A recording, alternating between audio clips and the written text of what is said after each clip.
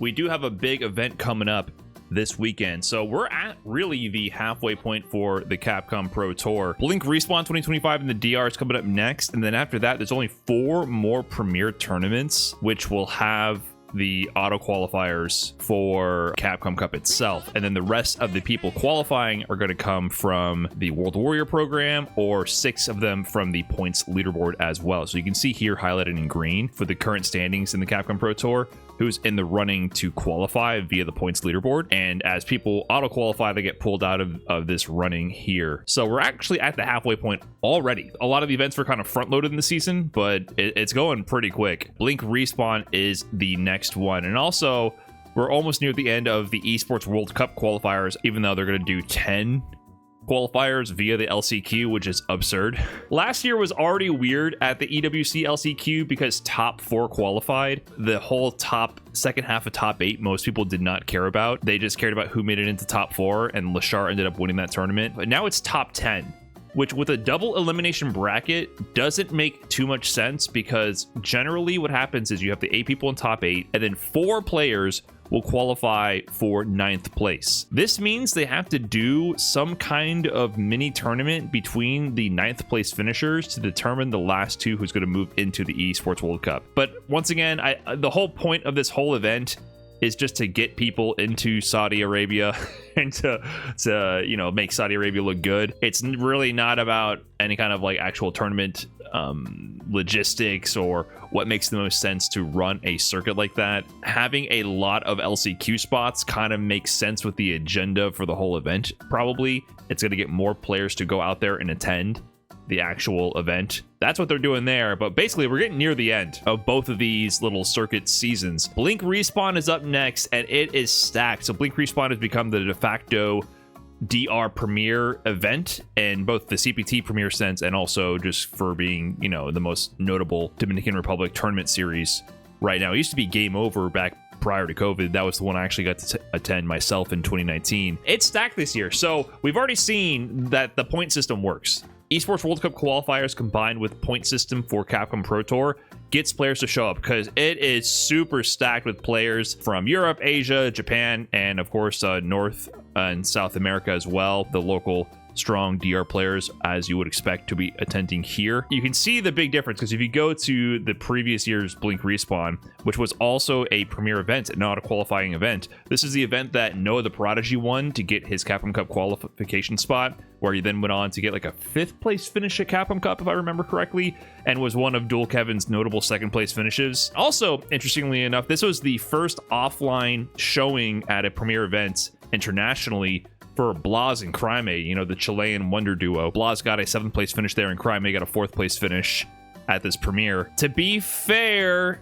there was a lot less notable entrants. You can just see side by side the difference in number of players attending here, right? So last time only Tachikawa showed up from Asia, I believe, and he actually ended up losing to a local Dominican Blanca player and bowing out before top 8 even.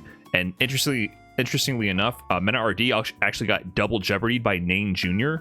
with his Luke. It was kind of an interesting tournament. It is totally worlds apart now in terms of representation and talent coming to this event.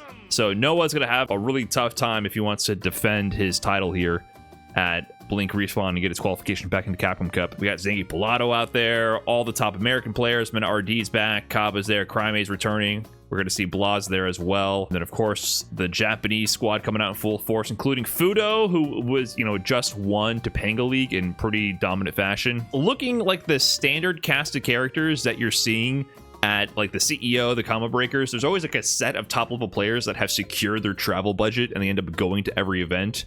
So you're seeing a lot of those repeat faces going internationally and showing up to all these tournaments. The experiment has proven to be true. Add points to CPT, players will travel. Another big storyline here is you got players like Not Pedro also at this event, right? Not Pedro, the young Brazilian Ken player who got top 8 at CEO, causing a ton of major upsets. He's back in action as well. So we're seeing a continuation also of CEO in this sense. Craime is in there, Not Pedro's in there. Of course, Blaz is in there. He is in there, right? Yeah, Blaz right there. We're seeing the ongoing storylines from the tournaments continue. Lashar is sitting out of this one, unfortunately. He's not going for the three-peat. Right? There's no Lashar. The only sad part to me personally is we're not getting Lashar and we're not getting Kakadu. I really wanted to see Kakadu, the Capcom Cup champion, at all these events. I'm a Kakadu fanboy. I'm a Lashar fanboy. It would be sick to see them here. They're taking a well-deserved break, especially Lashar after winning Combo Breaker and CEO back-to-back. I would love to have seen the Premier three-peat, but he's earned his rest for sure, so he's sitting this one out. But Kakadu, it's been a while since Capcom Cup, right? But he's also earned his qualification. He has no need to actually travel to these events, but it's always good to see players continue to travel, in my opinion. I much prefer formats that encourage qualified players to keep showing up and entering, because I just think it's more interesting for all the spectators involved. The thing about this tournament is, even though it's almost as stacked as you could argue like a Combo Breaker CEO, it's very similar in terms of the number of notable entrants. The number of players is definitely less. This is in the DR, so it's not directly connected to as a populated community. Even though the DR audience, I had to say, it might not have as many players, but the DR community is absurd. I went in 2019, and this was pre-YouTube era. I did not know people would want to take photos with me and say what's up, like they were meeting someone, like a celebrity almost. I felt like a celebrity when I went to Game Over in 2019. Pre-YouTube, I mean, I had a YouTube back then, but I wasn't like focusing on it. I was just traveling as a player. I took photos with full families, like mom, dad, kids. I took photos with couples. Like the demographics, Rob has pointed this out a couple times. It's not just the gamer demographic. It's just people who live in Dominican Republic. It was very surreal to go, because generally you expect at these events, if you've been to a Combo Breaker or CEO or an Evo, the majority of the people there are people who are really embedded in the community and are actively participating and probably they're competing themselves. But in the DR, there was a lot of people who are just fans of the culture, fans of the players, and wanted to support. It was just a really different dynamic. And also, I sat down to play casuals. I was fighting for my life against everybody I played. I had never heard of these players before. This is back in Street Fighter V, back when I was like on my shit too competitively. I could not believe how good random dude number 12 sitting down with this PlayStation pad was. Every player I played that was a local that I had never heard of was so strong. I was seriously impressed with the level of play there. Passion also shows. The crowd, they get super hype. Of course, if Men is there, if one of their DR representatives is going far in the bracket, they get super hype. But in general, the passion, the energy is some of the best out of any community and any event at Blink Respawn specifically. If you never had a chance to go, I would definitely recommend going. I had a great time in DR, and that was at Game Over back then. And I've only watched Blink Respawn from home, but the energy is there. You can feel it. So super sick event.